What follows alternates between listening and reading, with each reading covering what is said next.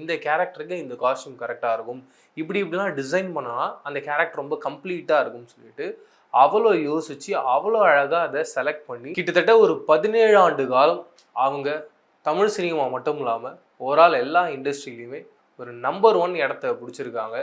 நிறைய அவார்ட்ஸ் அவங்க வின் பண்ணுறாங்க. ஸ்டேட் அவார்டு அப்படின்னு சொல்லிட்டு லிஸ்ட் ஆஃப் அவார்ட்ஸ் சொல்லிக்கிட்டே போகலாம். அத்தனை அவார்ட்ஸ் அவங்க வின் பண்ணுறாங்க. மக்கள் மத்தியில் ஒரு பெரிய ரசிகர் பட்டாளமே இருக்குது. அதுவும் அவங்க நடிச்சிட்டு இருந்த அந்த காலகட்டத்தில் எல்லாருமே அவங்களுடைய ஃபேன்ஸாக மட்டுமே இருக்காங்க. அது கூட இருந்த நடிகர்கள் எல்லாருமே ஒரு பெரிய ஷாக்காக இருக்குது. பயங்கரமான ஒரு காம்படிட்டராக இருக்காங்களேன்றதை யோசிச்சுட்டு இருக்காங்க. நீங்கள் யோசிச்சு பாருங்க, 17 வருஷம் நம்பர் 1 பொசிஷனில் ஒருத்தவங்க இருக்காங்கன்னா அது சும்மாவா?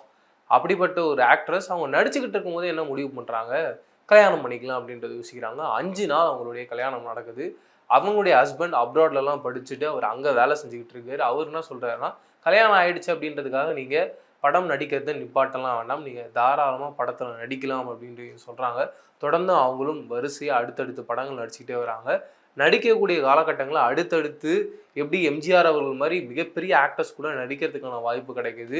இன்னொரு பக்கம் சிவாஜி அவர்கள் கூட நடிக்கிறாங்க.